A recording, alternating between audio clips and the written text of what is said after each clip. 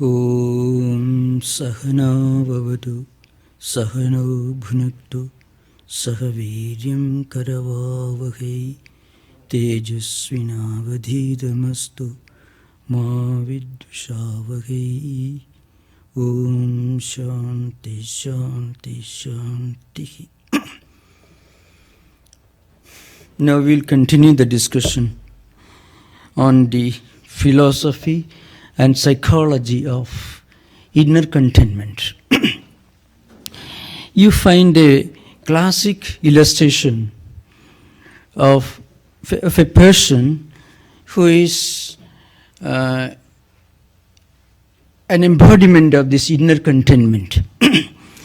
Such a person is called Sthita Prajna in Sanskrit, and in the second chapter of the Bhagavad Gita, you can find a very elaborate description of his characteristics, how he lives in this world, how he performs his duties and responsibilities, and how he interacts with other people. And you can find a very wonderful illustration. Most of you know about Bhagavad Gita, but still, just a short description. Bhagavad Gita is the most representative textbook on Hindu philosophy and Vedantic wisdom. It contains 700 verses divided into 18 chapters. And it is a very small fraction of a much larger work, the Mahabharata, which has got 145,000 verses in its larger version, and in its shorter version, 100,000 verses, of which Bhagavad Gita is a very, very small fraction, only 700 verses.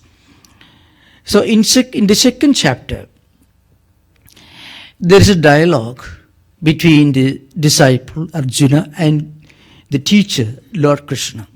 So he asked the simple question.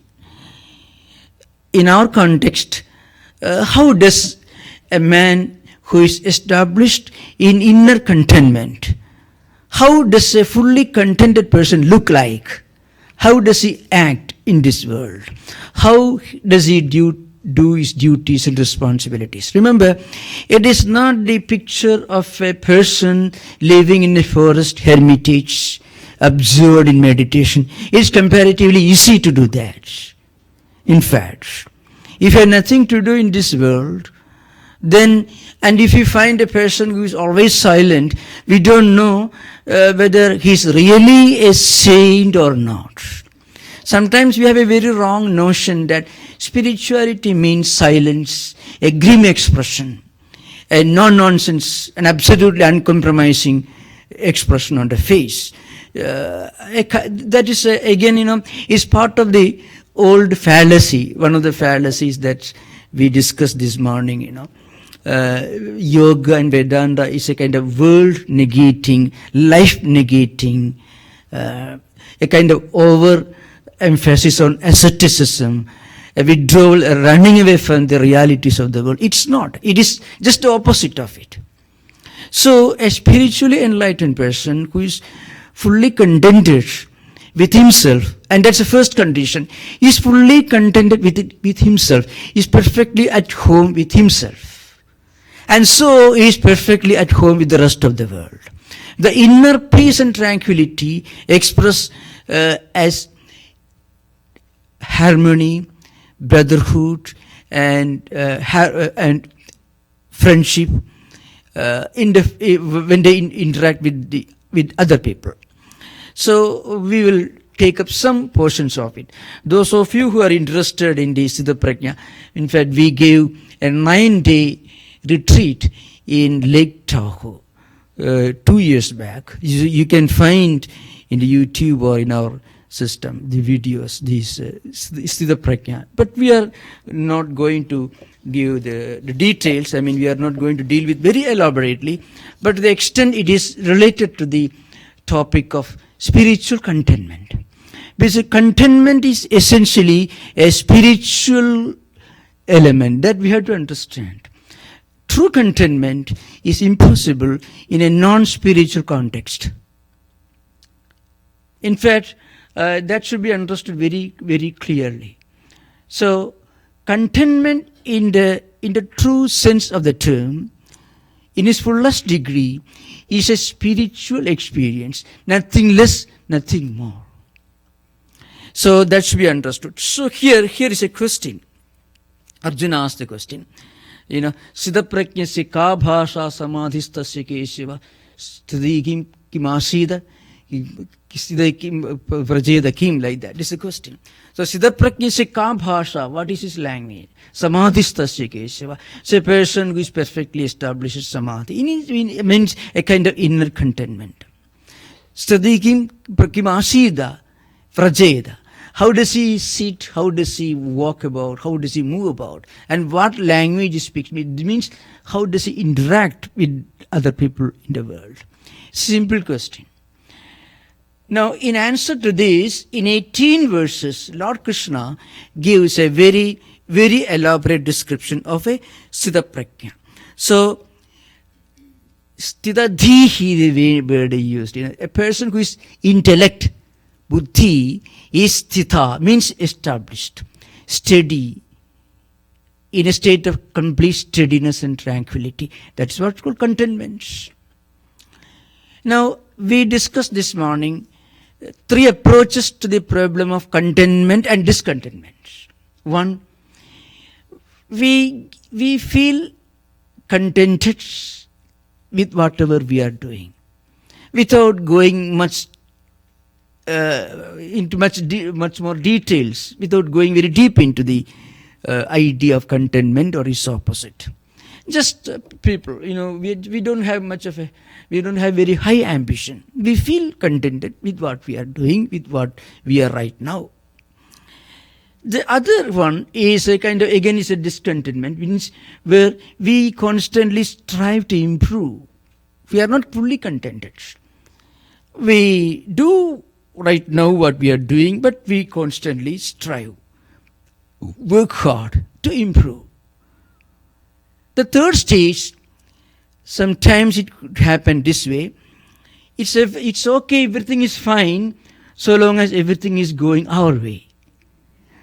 But when something changes, we become terribly disturbed, we become discontented. The fourth stage is what we are referring to and what we briefly referred to this morning. That is a state where we won't be disturbed at all, even if we do not get what we are striving to achieve. So it goes beyond success and failure, pain and pleasure, which is a higher state of being established in spiritual wisdom. So that's the meaning of Sthita Dhihi.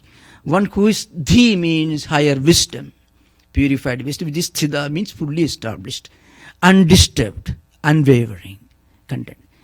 So Kim Asida Vrajeda. How does he sit? How does he talk? How does he move about? These are the simple questions. We come to the 55th verse.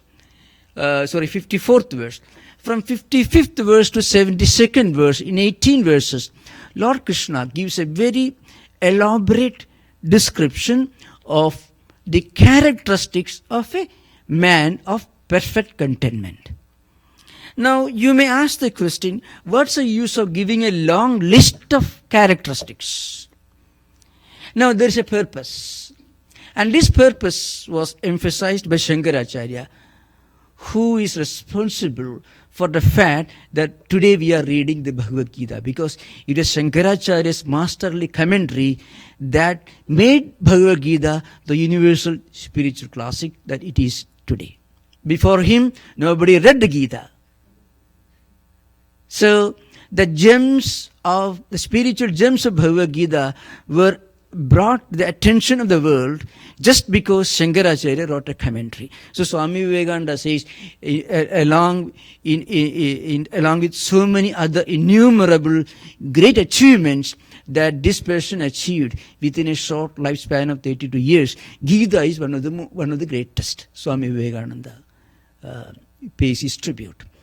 Now, Shankaracharya gives a reason why Lord Krishna gives a long list of a person who is fully established in wisdom.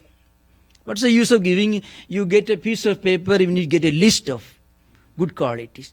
It doesn't make much sense, but it makes a lot of sense. Shankaracharya says there's a purpose. It is meant for people like you and me, spiritual seekers.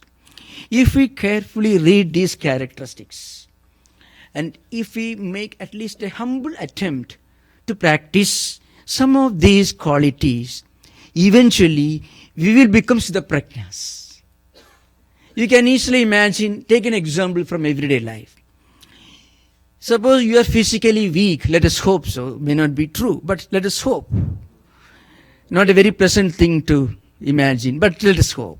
And you find a strong man's picture in a wrestler, world freestyle champion, wrestling champion's photo in a newspaper. So you want to be like him. So you want to be strong like him. As we want to be like Siddha Prajna, a man of steady wisdom. So what do? You start going to gymnasium from tomorrow onwards. And you eat good food, do exercise, and you also try to develop the same type of bulging muscles as this Mr. Universe has got. You may not reach that goal, but eventually when you work hard, within a few years, you also will slowly start developing strong muscles. What does it mean? You are becoming physically strong. Similarly, if we try to practice some of these great spiritual characteristics and qualities of a spiritual person, of a man of spiritual wisdom, steady wisdom, is the prajna, we also eventually will become like that. So, for spiritual seekers, if you try to say you are not Jesus Christ or Buddha, but you try to behave like Jesus Christ, the same compassion, the same mercy, the humanness, like Buddha, compassion, Shankaracharya, Sri Ramakrishna, any of the great spiritual seekers of the world. You read their life and you try to practice to develop in your own life some of those good qualities. And then you may not become a Buddha tomorrow, but you will certainly have some of the great qualities that Buddha had. So if you meditate on Buddha, you cannot be a cruel monster anyhow. Because what you contemplate on, a little of that you become. If you meditate on a monster, you are likely to become a monster. If not do it tomorrow. If you meditate on a saint, you may not become that saint, but you will certainly, inevitably, develop some saintly qualities. Similarly, if we try to practice some of the great characteristics of a Siddha Prajna, so you see the list, Dukkeshu Anudigdhamana, Sukheshu Vigadasprakha, Vidaraga, Bhayakrodha, Siddhadhihi, Muniruchada. You find here people who are not disturbed when there is an adverse situation. who are not overjoyed when everything is going fine, and who are devoid of extreme obsession, extreme aversion, hatred, all these, negative virtues. If we can completely avoid them, we will become somebody like a Siddha Prajna.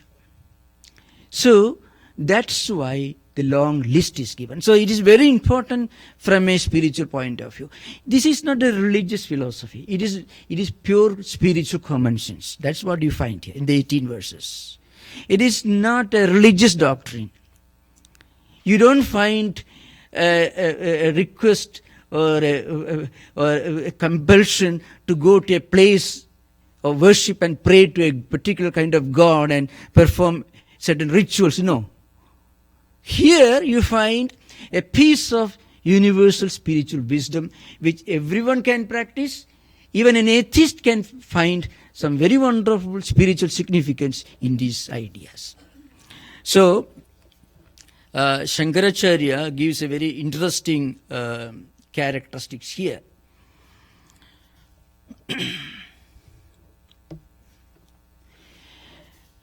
So, the first verse is this.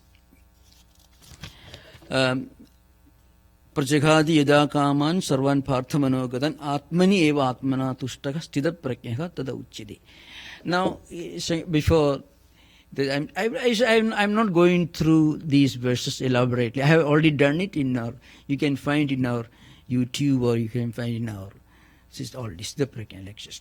But I'm going to refer to one important point, and that is very, very significant.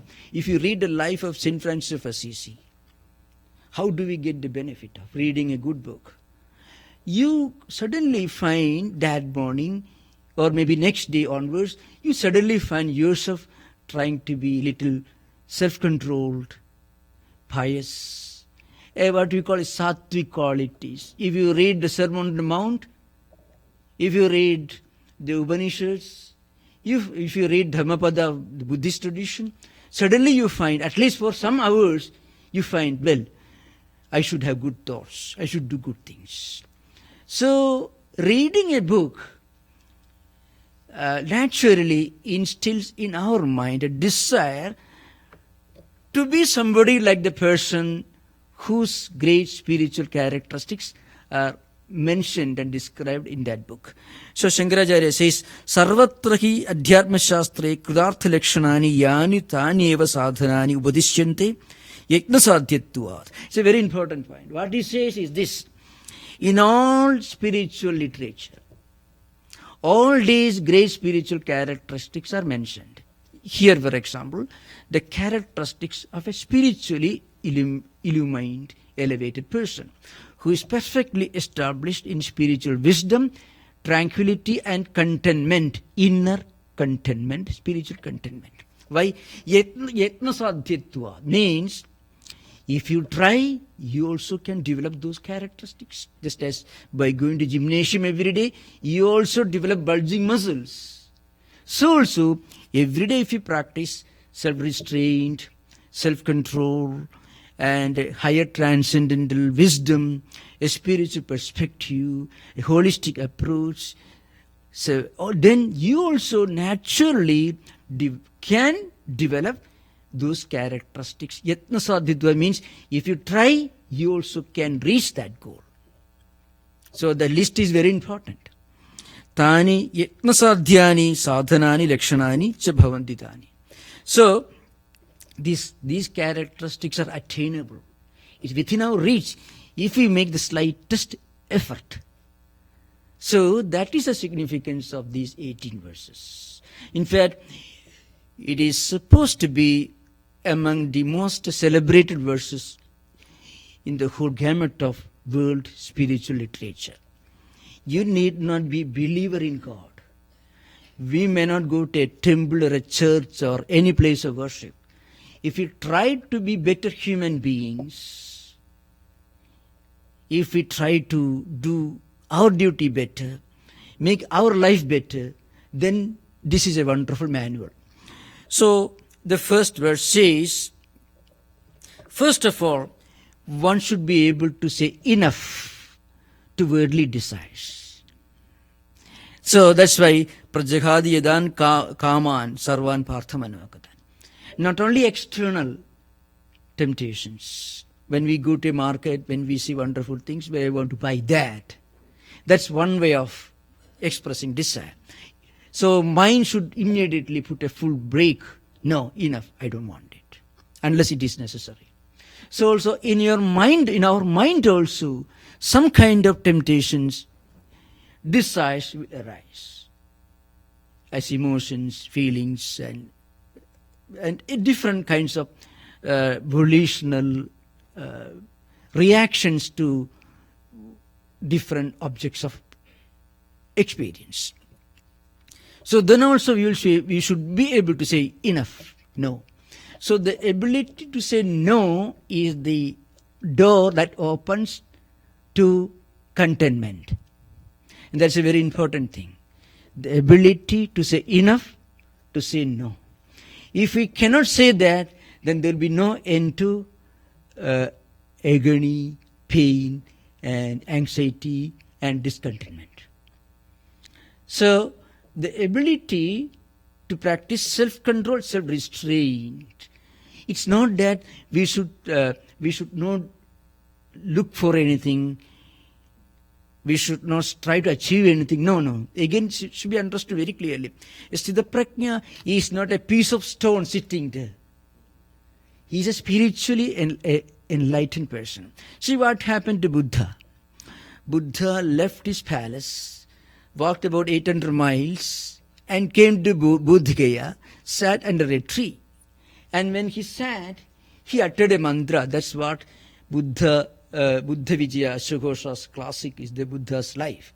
Ihasaneshu shuddhi me shariram tugasti mamsam cha vilayam chayatuhu aprapya siddhim bhujanma durlabham naivasanan kayamatas chalishyate. It's a great verse in Ashokosha's. He was a great poet who wrote Buddha Vijaya, the classic in Sanskrit language on Buddha's life. Maybe around 4th century AD. So Buddha took a vow. What is the vow? I shall sit under this tree, on this seat. I won't get up till I realize the transcendental, empirical, spiritual truth. Let my body be reduced to Tugasti Mamsam. Let my body be reduced to bones, marrow. Let my body perish. I shall not get up from here without realizing the higher spiritual truth. And he became a Buddha in course of time. After that, he did not sit under the same tree. He got up and walked all over India, all over Indian subcontinent, including Afghanistan, today's Pakistan, Bangladesh, everywhere. So what did he do? After getting enlightenment, after becoming a man of spiritual wisdom, steady wisdom, Sthita Prajna, a man of contentment, what did he do? He started working harder than he worked earlier. Maybe Buddha worked much harder after his enlightenment before he left his palace. Before that, he didn't do anything practically. So a spiritually enlightened person is not an insensitive, world-negating personality. His sensitivity towards the problems of the world, towards other people, it gets a promotion, a spiritual promotion. It gets a sublimation. So, that's because Atmaneva Atmanatushta. He is contented with himself. The fact that I am not this body. I am not this mind or intellect.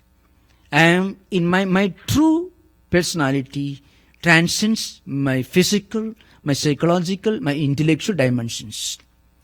So when he gets linked to this transcendental dimension, then he expands. He doesn't get contracted. He doesn't become selfish. Rather, he becomes selfish if you use capital S, selfish word, which means he becomes established in self, in Atman, which really makes him unselfish in the true sense of that term. So such a person is a Sthita Prajna. Now, what happens is, then he gets enriched with the spiritual wealth. where a person may be rich in the worldly sense of the term, but he may be very poor. So there is a verse is there. Nirdhanopi sadatushto api asakayo mahabala nityatrupto api abhunjano pi asama samadarsanaka. So who is a strong person? Who is a contented person? Who is a man of achievement? He may be poor, not in spirit, if we use the biblical language. Rich in spirit, not poor in spirit. He may be poor in the physical sense of the term. He may not have money, physical riches, material riches, but he may be rich in spirit, endowed with spirit. So such a person is called a spiritually enlightened person. So he is the really contented person. He is called Nitya Trupta, is the word in Sanskrit, for a person who is by his very nature in a state of perpetual contentment. So when we look for contentment, we should strive to get a little of this spiritual contentment. If we ever imagine that we can be always contented by acquiring all that the world can offer, all that the senses can enjoy, we will remain perpetually poor and impoverished. That's called nirdhana, means poor, perpetually in a state of poverty. So money may be a symbol of poverty, and physical poverty may be a symbol of spiritual wealth. In that sense, he said, so the real wealth is the spiritual wealth. This is to be understood very carefully. I would say Vedanta is one approach that even atheists can practice. You need not necessarily be a believer in a creator God. You need not necessarily go to a place of worship, a temple or a church. Still, if you read this, you can become spiritual. The idea that one can be spiritual without even necessarily being religious, it is rooted in this idea. The spirituality means acquiring and practicing and implementing in our everyday life, in all our actions and thoughts and words, these characteristics. So gradually we'll come to that. So this is the philosophy, in short, of contentment. Then there is a psychology of contentment that also you find here. Dukkeshu anudikdamana sukheshu vigadasprakha vitaraga bhayakrota stidadhihi munihuchyade. Now, he is not perturbed or disturbed when things are not going okay for him. He is not disturbed because he understands that in this world of changes, he cannot have a coin with only one side. Life is like a coin with two sides, pain and pleasure.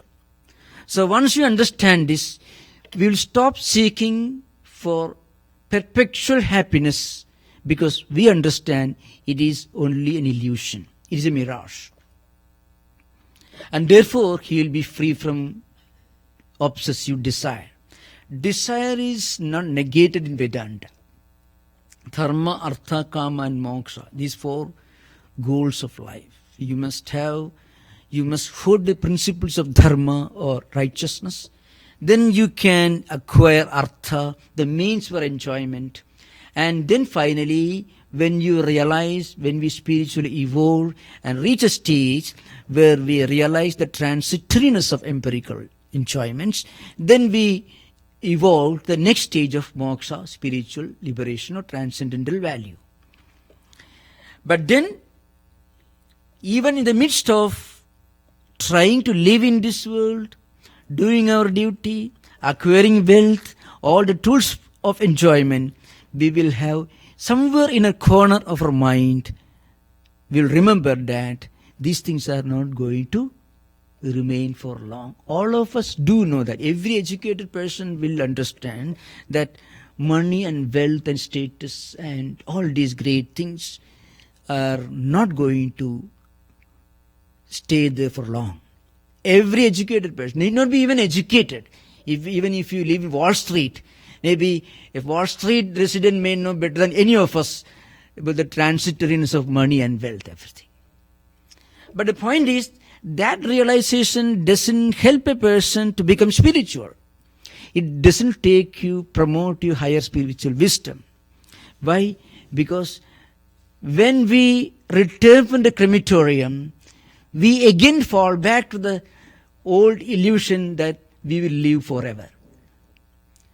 When death of a near and dear one happens, we become upset. We may place flowers at the obituary. We may go to crematorium. When you return from there, then immediately we again fall back to the old illusion. We are going to live for all times. We are immortal, physically.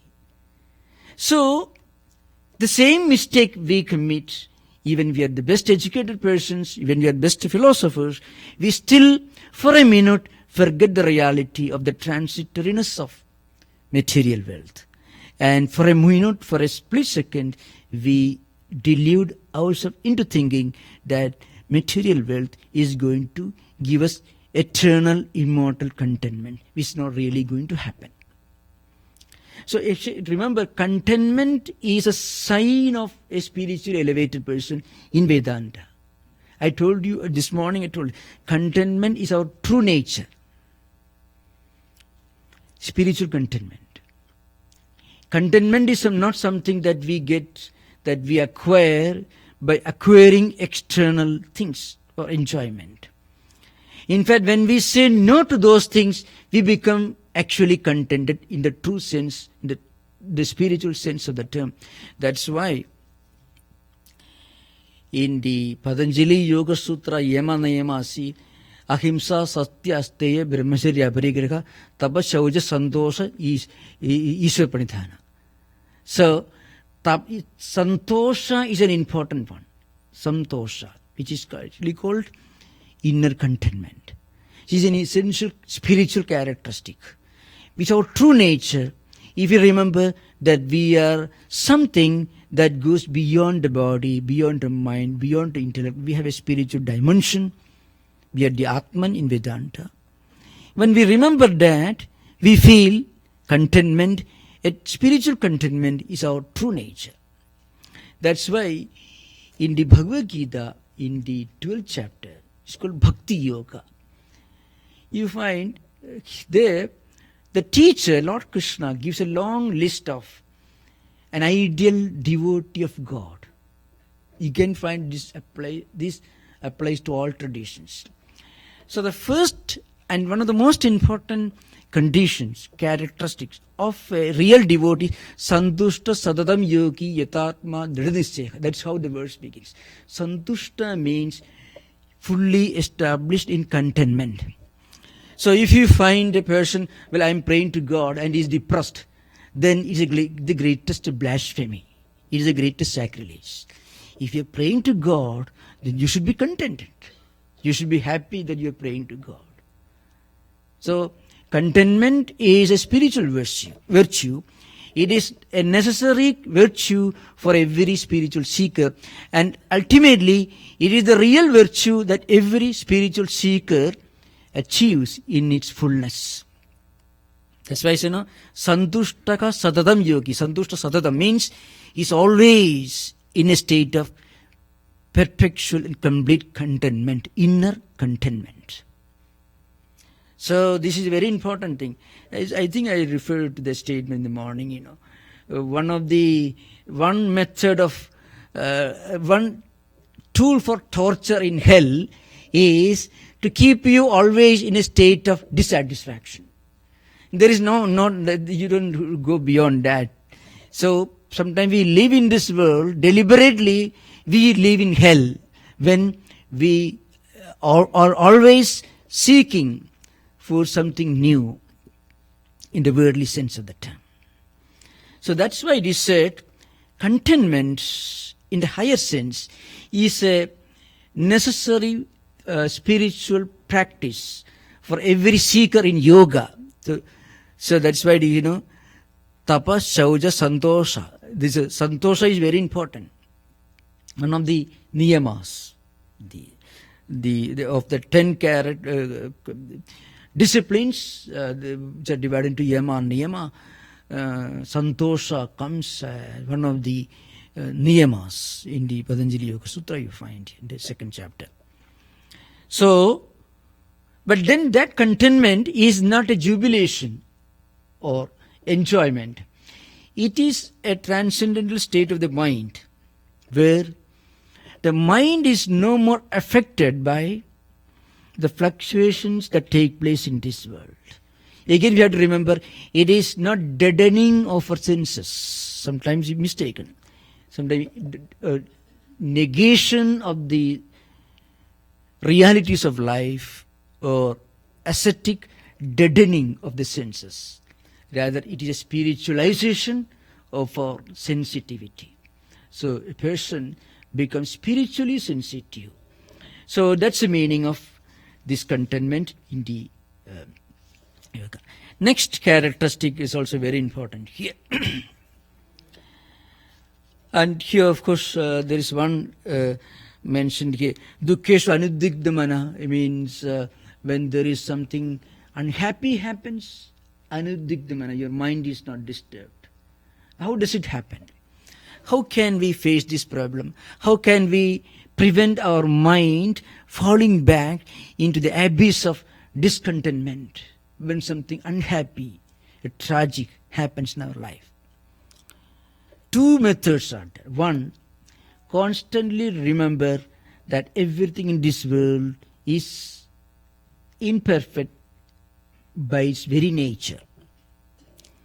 So, nothing in this empirical world can be perfect by itself, and it cannot be immortal.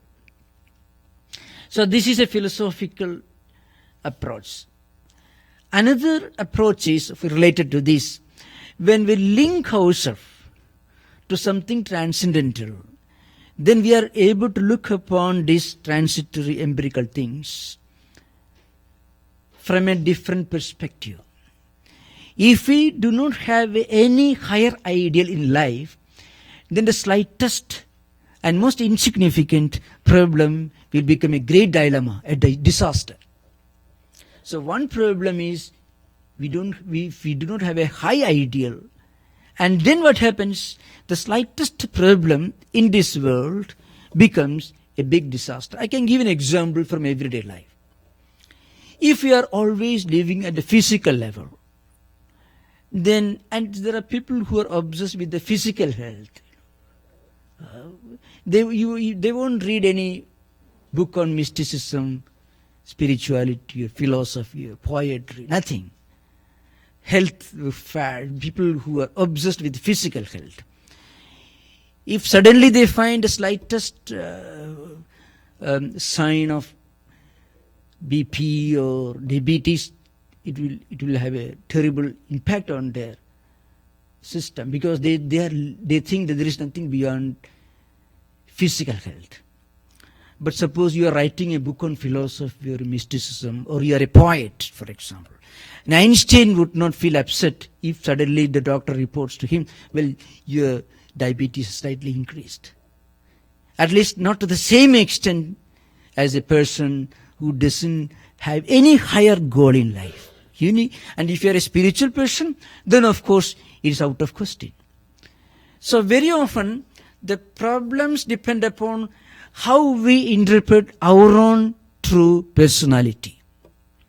If we interpret ourselves only in physical terms, then the slightest physical problem will be a great disaster.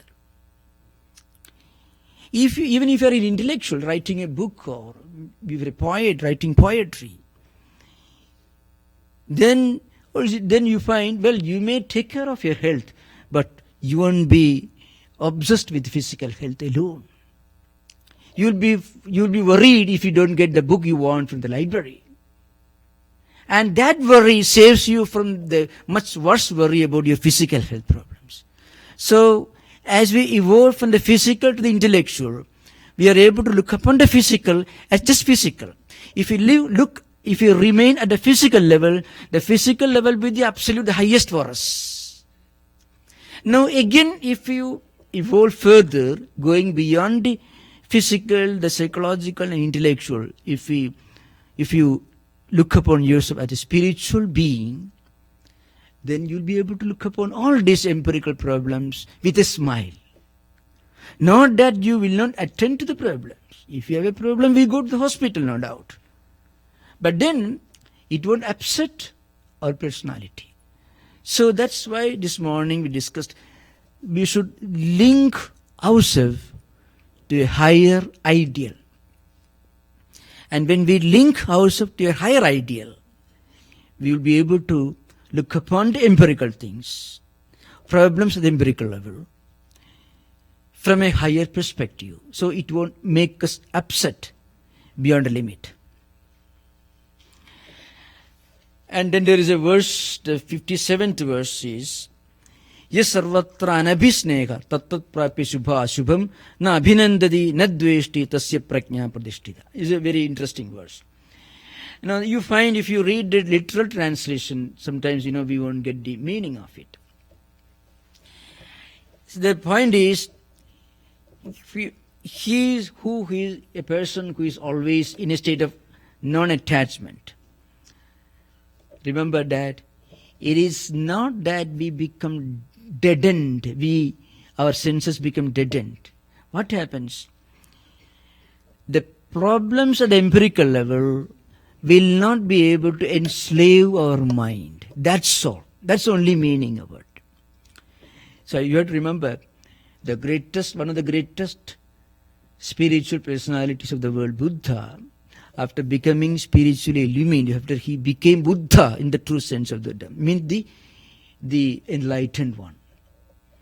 After that, he worked hard. He lived for 80 years.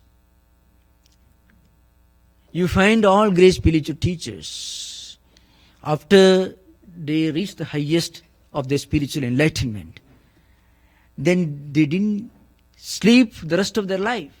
They worked harder than they did earlier. So, you find here anabhisnega, a state of non-attachment, doesn't mean having no connection with anybody. Indifference or negligence, no. They are not particularly obsessed with any ordinary physical worldly problems, because they are linked to a higher ideal. Problems at the empirical plane did not have a disastrous impact on their mindset. They were able to look upon this world as the world, and world is subject to changes. The world can never be perfect. So once we understand the nature of the world, then the world will not be a problem. A problem is a problem only when we are not aware of its existence. When we know the true nature of this world, then the world will not be a problem. So, then this text gives a very interesting description of how we lose our contentment. There is a psychology of discontentment is elaborately described in two important verses in the text, and how we lose peace of mind. So that's the picture is this. It says, Dhyayado Vishayan Pumsa Sangasteshu Ubajayade Sanga Samjayade Kama Kama Krodho Bijayade Krodhar Bhavadi Sammoha Sammoha Smriti Vibhrama Smriti Bhramsha Buddhinashu Buddhinasha Pranasi. These are two verses. It's very I shall give in detail. First of all, you know what happens? We look around the world and we see different objects of enjoyment. Vishayan. So we contemplate them. Then we have a desire for them. It could happen both ways. Sometimes we are drawn or attracted towards worldly objects because our mind is full of worldly desires. And sometimes whatever is available around us, we get drawn towards that. It could happen both ways. This need not happen to an enlightened person. So the importance of acquiring spiritual contentment is emphasized here. If you do not try to acquire the inner spiritual contentment, any kind of any relative satisfaction, feeling of superficial contentment cannot really give us peace of mind. To establish that point, these are two verses here. So, if we are spiritually enlightened in the true sense of the term, we can live in the marketplace and still think of the higher transcendental things. If not, we may be living in a lonely hermitage in a forest and we'll be thinking of Trader Joe's, wonderful things available, Trader Joe's or Walmart. So both are possible. So you can find two grand examples you find. In fact, one of the most illustrative examples are again found in Vyadha Gita, is Mahabharata. As I said, Mahabharata has got 100,000 verses in a shorter version and nearly 145,000 verses in the bigger version. So there's a small fraction, a dialogue between a saint or a person who tried to be a saint, who did not really succeed in it, as we understand when you go to the story, and a butcher. The butcher is playing the role of a teacher, and a saint is a disciple. So you can imagine the contrast. The butcher living in a marketplace where he is to cut meat every day and sell to his customers. He is speaking the highest spiritual philosophy. To whom? To a person who left his home, went to a forest, meditated for a long time, and did not fully succeed in that because he became disturbed in mind. He became a victim of anger, hatred, and so on, as you find the story. I won't go to the full story. In a nutshell, I will tell you. So there was a saint, a young saint, who left his home when he was very young, went to a forest, sat under a tree, and meditated for several years. And finally, he thought had progressed a lot. He had become a saint. And then one day he looked at the tree because he was disturbed by two birds were fighting, clamoring, sitting on the branch of the tree. And as he looked, because of his anger, the birds were burned into ashes by his spiritual power. So he was perfectly all right, fine, now I have really achieved something substantial, he thought. And then he left that place and he went about begging. You know, as you find in medieval times in Europe, Franciscan friars, alms for St. Francis, like that. In ancient times, Hindu saints used to go about begging. Saints, and they won't own any property. Even kings and emperors used to become saints and become beggars, going about begging and making pilgrimages, teaching people. They were ascetics, all renouncing ascetics. So this person, he got up from his seat and walked for some distance, went to a home, and the Bhavadi Bhiksham Dehi, he shouted from a distance, means, please give me alms. Equivalent to, say, alms for St. Francis, as the Franciscan friars used to do in Europe. So one lady, listening to this, asked him, please wait a minute, I'm not busy. So the saint was very proud of his spirituality. So how dare you ask me to wait? And the moment this thought flashed in his mind, crossed his mind, the lady understood. She had not even seen the person. She said, don't get angry too much. There are no birds here for you to burn to ashes.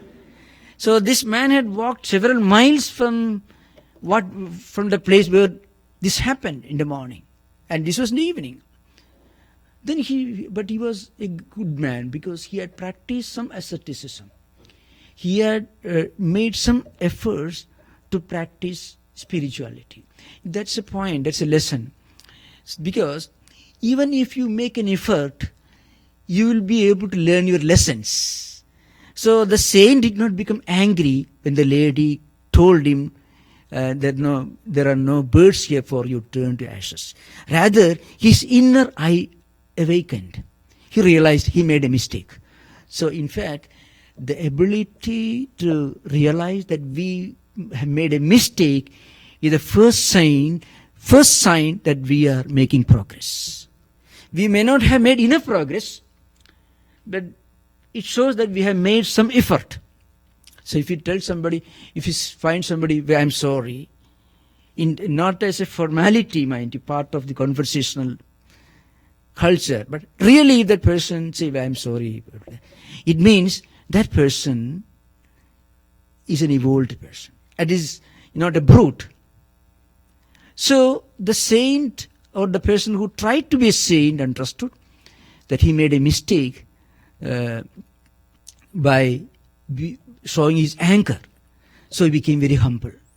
So he went to when the lady gave him alms, he asked her, who is your teacher? From where? Who is he? Who taught you spiritual practices? The lady said, oh, you won't believe me. There's a man living several miles away from here. And you go to that place. She gave him directions. And this man, the saint, left that place and following her instructions, went to a place. He may have thought he may go to a temple or a hermitage. But, he landed in a marketplace. And the person to whom she had directed him was a butcher. And there was a long line of customers waiting for him. So when he reached the butcher's place, the butcher told him, oh yes, that lady sent you. Remember the story must have taken place historically, at least say in 3000 BC. Mahabharata's time is 3326 BC. So something around that. So there was no long distance communication facilities at that time. And he had traveled a long distance. So this man understood, the saint understood. So this butcher must be an enlightened person, a wise man. That's why he could understand that this lady had sent me here. So that lady sent you here? All right, you sit down. Right now I'm busy. I have to send these customers. I have to sell. Please wait for some time. And he waited. At the end of the day, the butcher gave him a long discourse, which is one of the most sublime portions of this huge classic with more than 100,000 verses. Remember, it is 7 times as big as Homer's Iliad, Odyssey, and Virgil's Aeneid put together. Now it's called Vyadha Gita, means a song sung by Vyadha, is the name of the butcher. So remember, a butcher living in a market was a spiritually enlightened person, like a Buddha. A person who left his home, went to a hermitage and practiced meditation could not reach that level. It could be true that the Vyadha, the butcher, must have practiced meditation in solitude for several years. We don't know that part of the story. So the point is, if we have this inner contentment, we can live in this world with all its problems and responsibilities and compulsions, uncertainties. Still, we can keep our poise, inner poise, without being disturbed.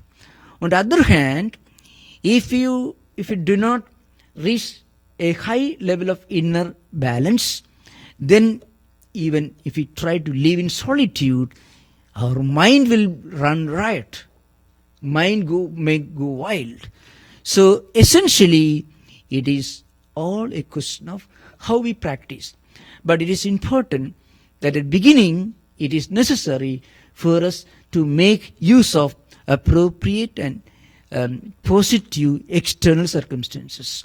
So the spiritual literature of all traditions declares one important point. For a beginner, it is important to follow certain disciplines. So instead of trying to make a deliberate transition from secular to spiritual, what we must do is to give a spiritual diversion, spiritual orientation to secular activities, so-called secular activities. We see with our eyes, we smell with us, we smell, we see, we touch, we hear with our with different senses of perception or different senses of action with our mind. We interact with the world by seeing, by hearing, and so on. So our mind and our senses of perception and senses of action are always busy.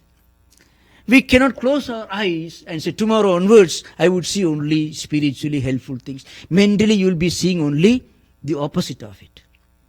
What you deliberately decide not to see, your mind will be seeing, even your eyes are closed. What you deliberately take a decision not to hear, your mind will be hearing. Because mind has a tendency to go straight towards that which you try to prevent it from.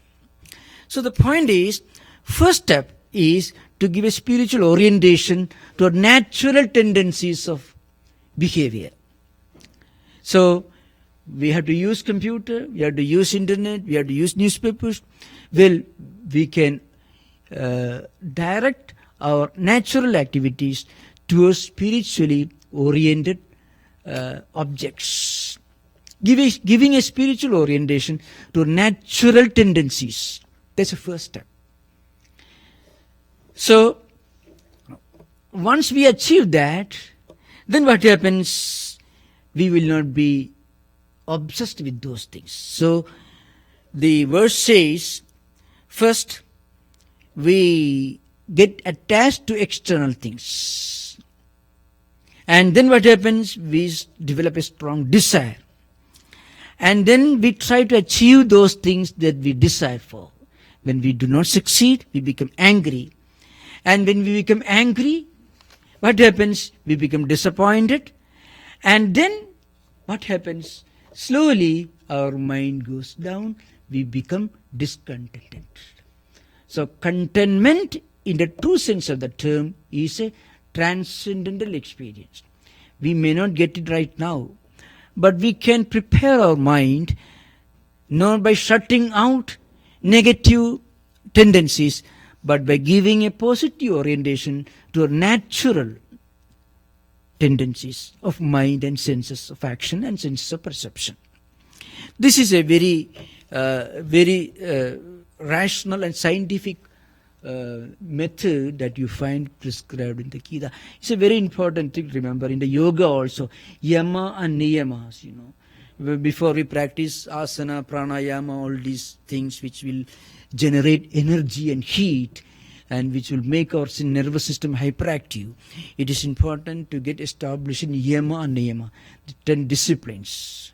Because without getting fully established in these 10 moral disciplines, if we practice other pranayama, asana, etc., then that energy, the enthusiasm, the heat that is generated by pranayama and asana will take us in the wrong direction.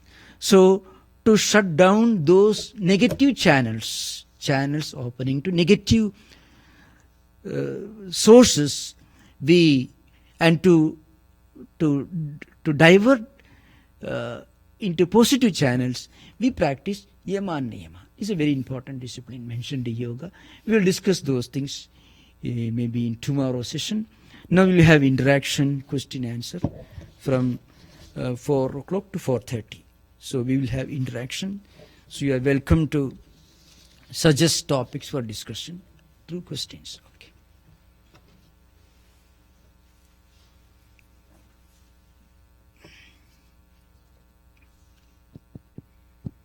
Those of you who want to ask questions.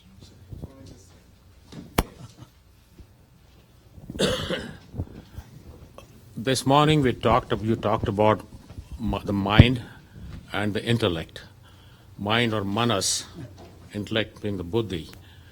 But isn't there a big element of ego-ness or the I sense that's involved in this whole business of attachment? Yeah. So Yeah. The question is, so do you distinguish between the two in this regard? Yeah. I will try to give a analysis of the Andhakaranas, including Mana, Buddhi, Chitta and Ahankara. I will take the example that I gave this morning. Suppose you see an object from a distance, which you mistake. It's a really iron pillar, which you mistake to be a human figure.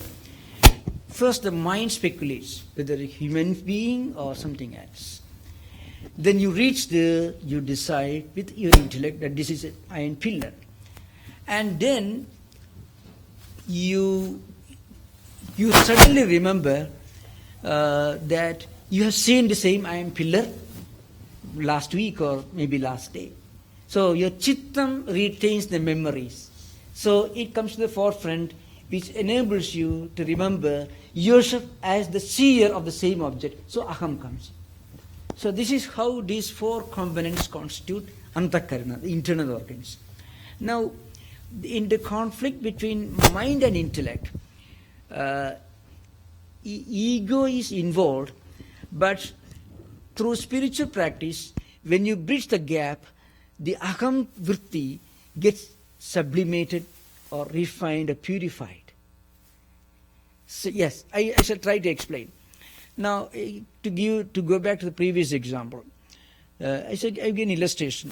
We read a book, we listen to a lecture, or we discuss with somebody, and suddenly we feel a strong desire to practice meditation. Any person for that. But then that person doesn't have the support of his own inner chamber. So what happens? His mind sometimes creates hurdles, problems. So naturally, you find that person's mind splits into two. One part is with the intellect, but I must meditate. The other part tries to create problems. The other part is related to the negative impulses, negative memories, negative impulses. In the process, the ego also gets divided into two. The subject of discussion is the conflict between intellect and mind, for your information. So I repeat the question. So, now what happens, So the ego also gets split into one part of intellect. Well, I want to meditate.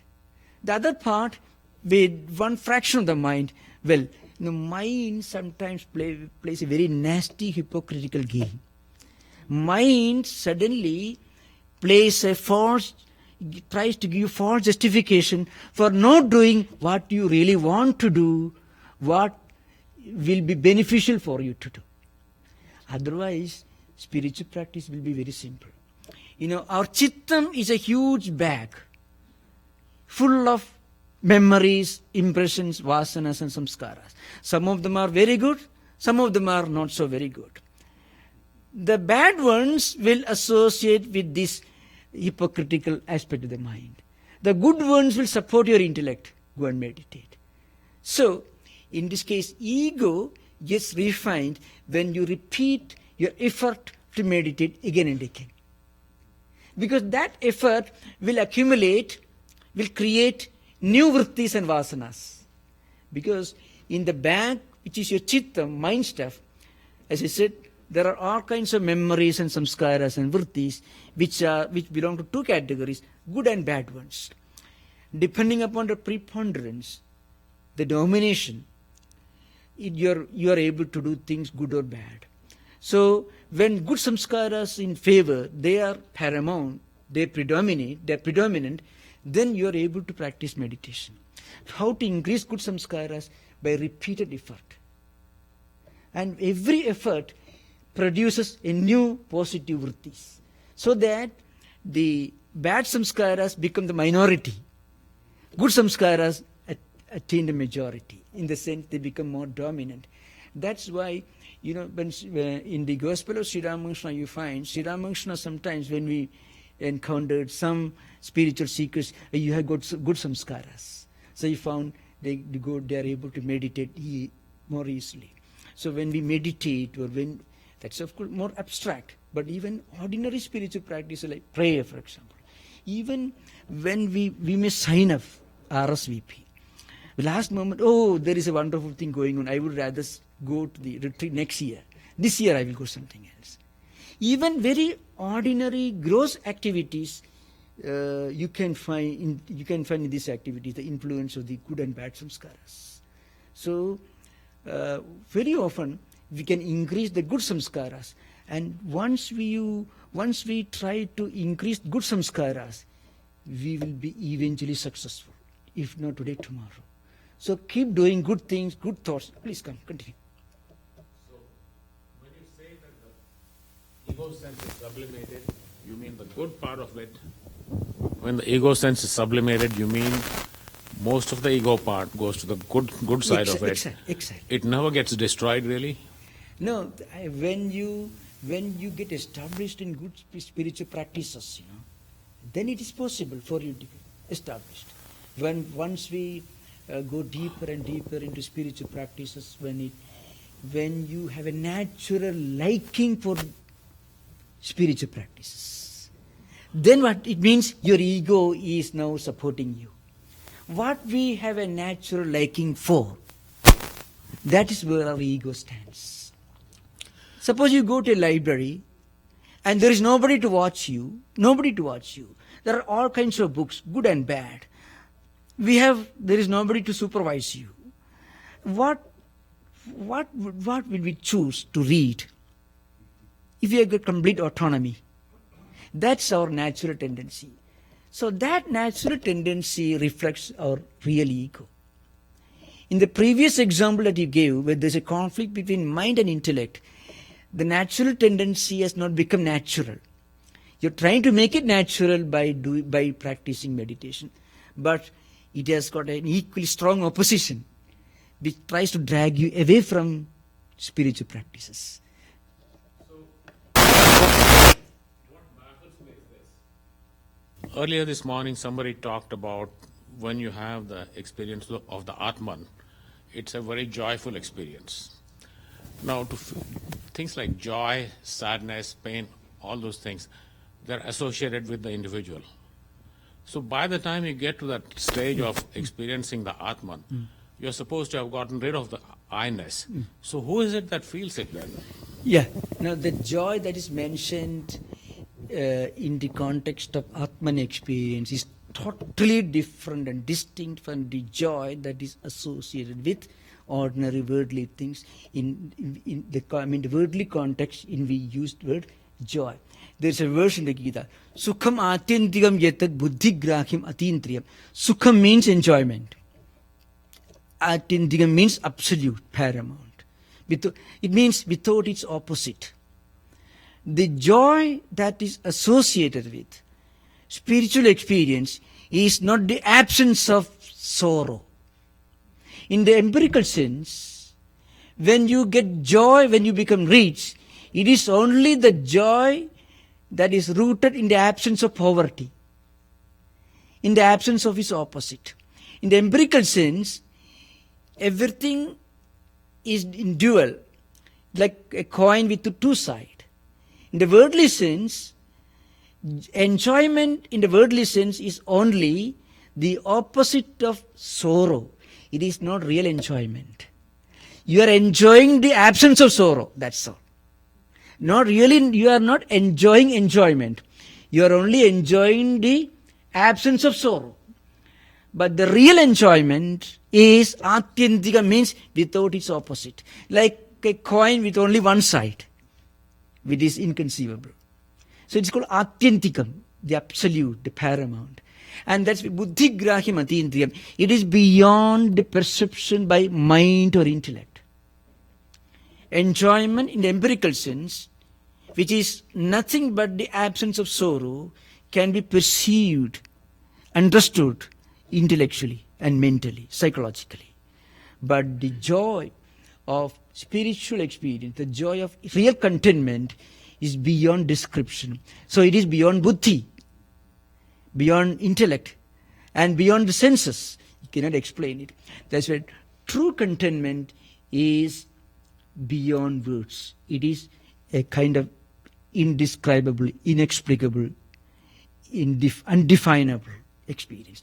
It can only be explained by experience. So this is an interesting thing. And mind you, this is the common universal experience of all great mystics in all traditions.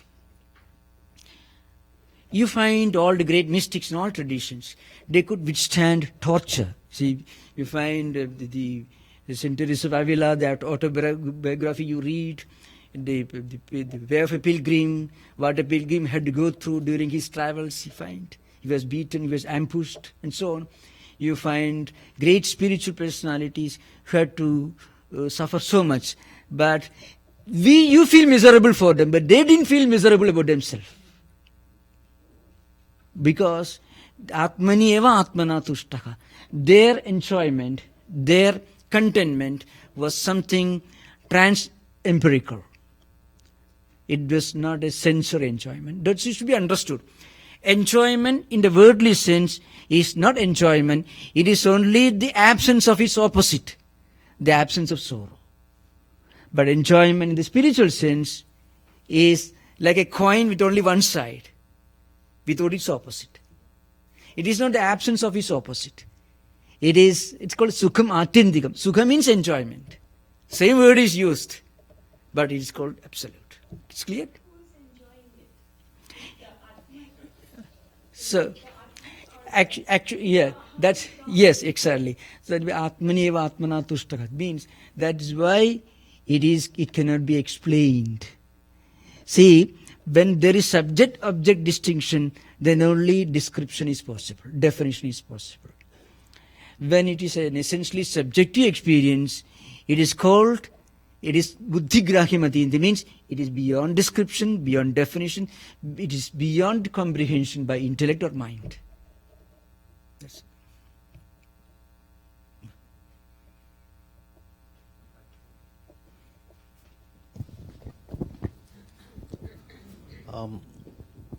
It's more of a, want to get your comment. In a practical sense, we live in a society today where ambition is respected, and particularly here in Silicon Valley and everywhere, people want you to exhibit passion and excitement. And the whole element of being calm and collected and balanced in the real world sometimes may not be perceived as a positive trait, right? I'd love to hear your comment on that. They may even consider you as there is something wrong with you. They may think because you don't have the dash and push and drive, so it becomes a negative virtue. It could happen. Well, that's true, but you can have all these characteristics in your office. But when there is a problem of job insecurity, then this philosophy will help you to keep in a state of poise. That's the real value. So you find that's why we already discussed this morning, Rajarshi ideal. That word Rajarshi is defined Rajanascha Rishayascha Rajarshi. It means people who are both kings and also rishis, philosophers. That's what, of course, Plato thought in the Republic. He thought that a king who is a philosopher and a philosopher who is king is the best person to rule a city, rule a state eventually. So the point is, they were men of great zeal, enthusiasm and action.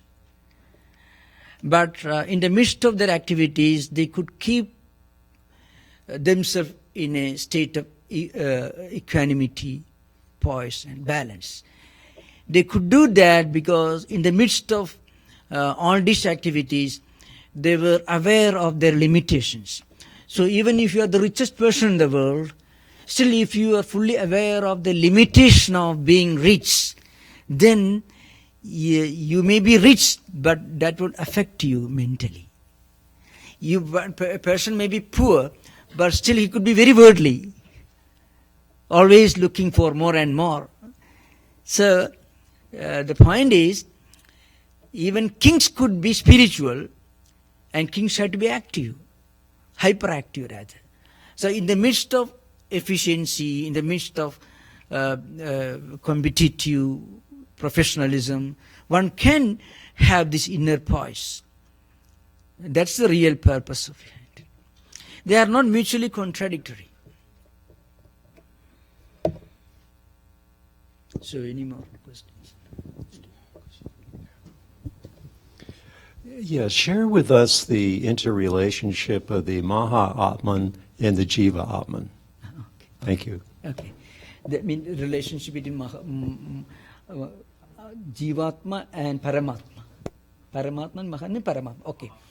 Yeah.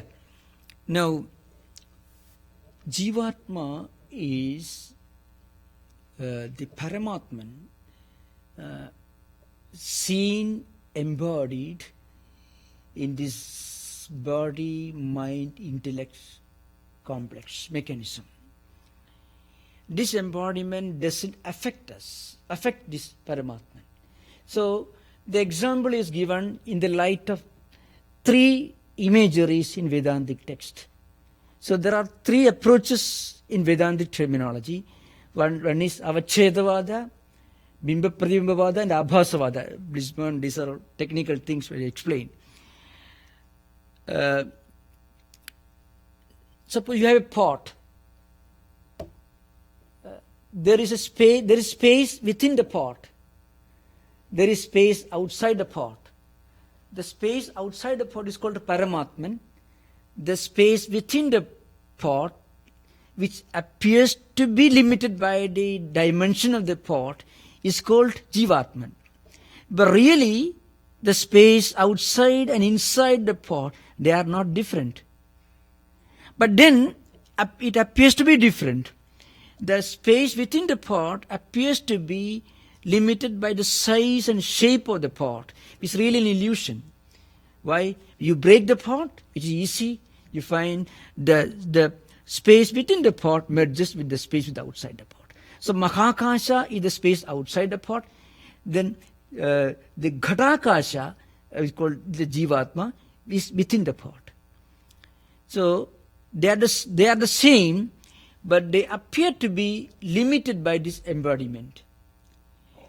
This is a school of thought according to Avachedavada, the school of Vedanta upheld by Vajaspati Misra, who wrote Bhamadi, which is a commentary on Shankaracharya's Brahma Sutra Bhashya, the earlier portion of it.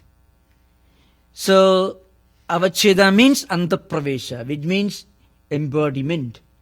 So, in a way, we are like pots.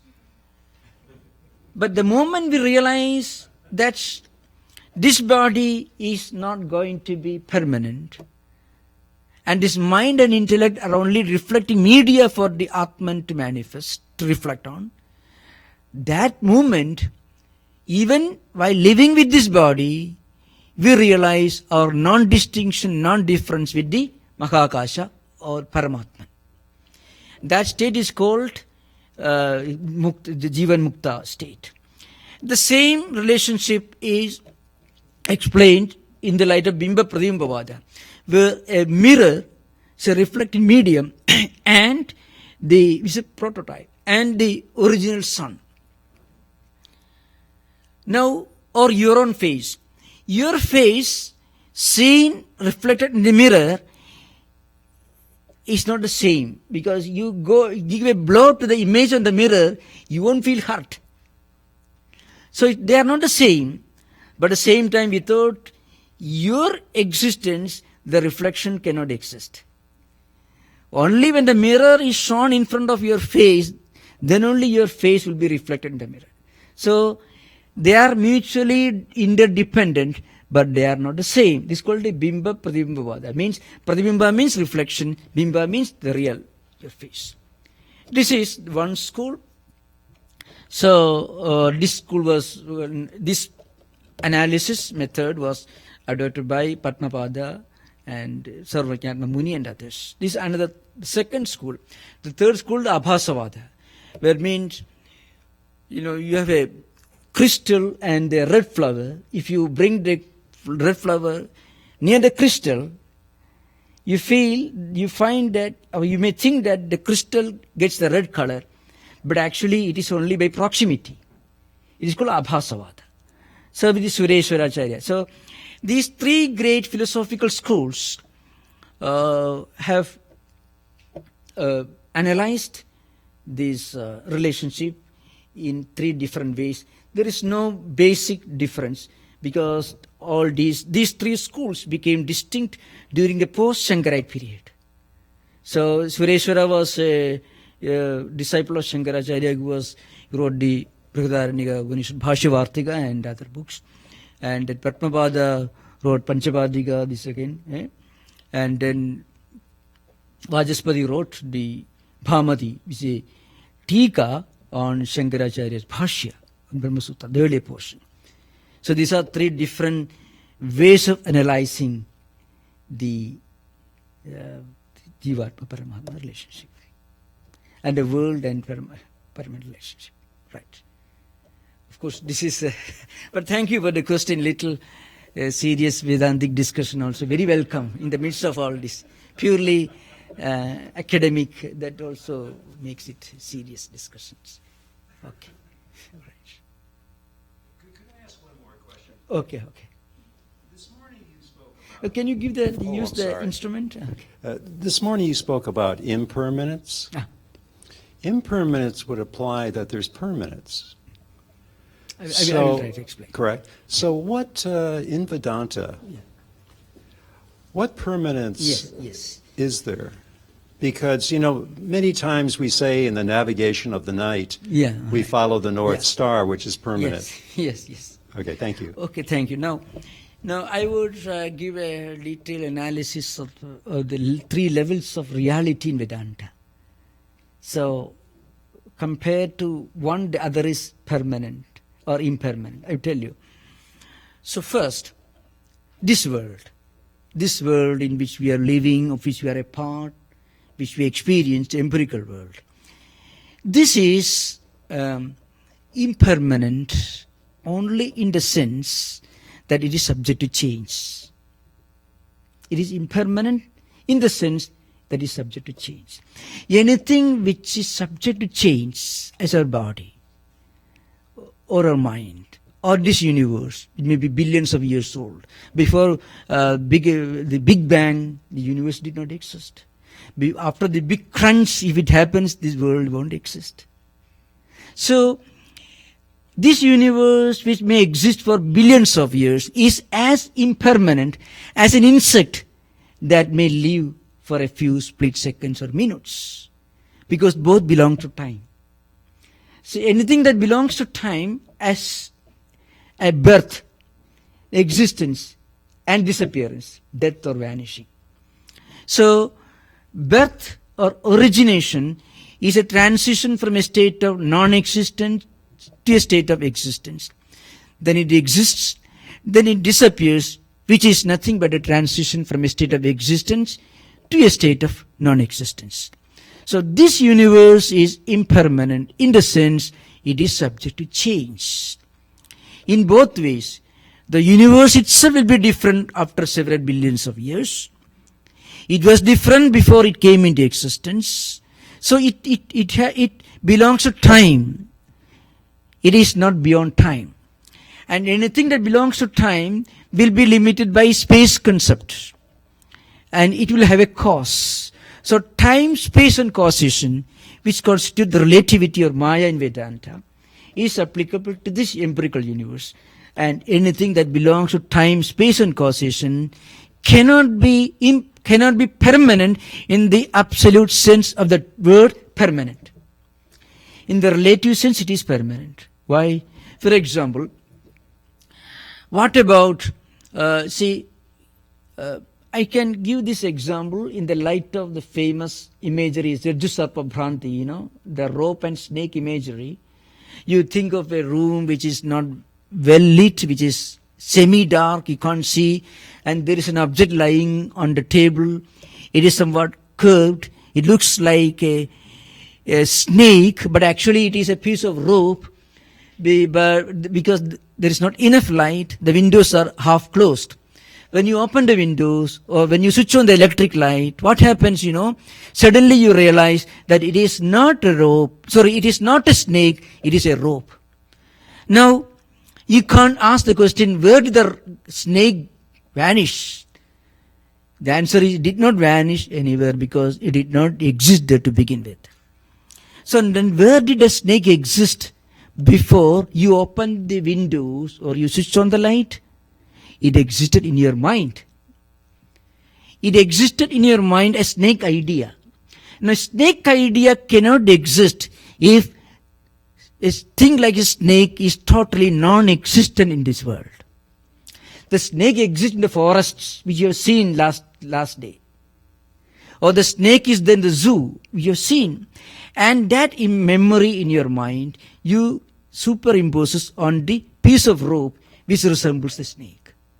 So the snake, is it totally unreal? No. It is unreal here, but it is real in the zoo. It is not just an idea. It is an idea in the sense it doesn't exist here, but it exists somewhere else. So compared to the status of reality of the snake, the rope is more real. Compared to the impermanent condition of the snake, the piece of rope which is there right in front of you is more permanent, more real. But this rope will not exist after 100 years. Or maybe after the world has come to an end, if it ever happens. So the rope belongs to the empirical world. The snake belongs to an idea world, but it's not totally unreal because it stays there.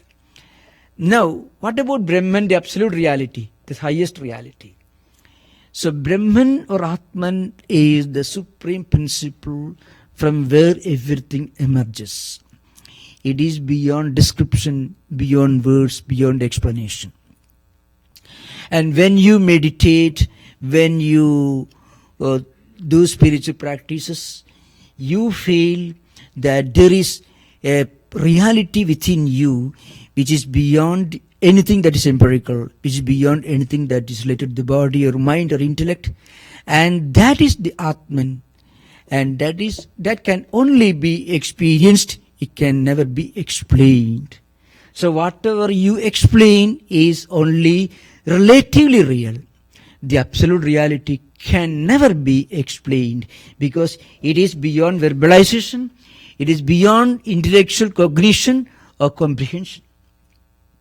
And that is in Vedanta, Paramarthika Satta, Brahman or Atman. This world is only a common sense reality, a relative reality. That's the idea. There are 3 levels of reality in Vedanta. Okay? Something that exists only as ideas, but they are not totally unreal. They don't exist in front of you. They exist somewhere else. Then the relative world in which we live, and in the absolute reality, Brahman or Atman. So Paramarthika Satta, Brahman or Atman, Vyavaharika Satta, this empirical world, and then Pradibhasika Satta, like the snake idea, etc. This is the thing. Thank you. Okay, so thank you. We'll continue the discussion tomorrow. Though for those of you who are interested, you may know already that we have Sunday lectures here every Sunday, and we have Patanjali Yoga Sutra classes held here every Friday evening from 7:30 to 8:30. Every Friday. Of course, right now we are in Christmas recess. After Christmas recess is over, from 17th onwards, we will continue our classes. So next Friday onwards, we will have classes on Yoga Sutras. So thank you.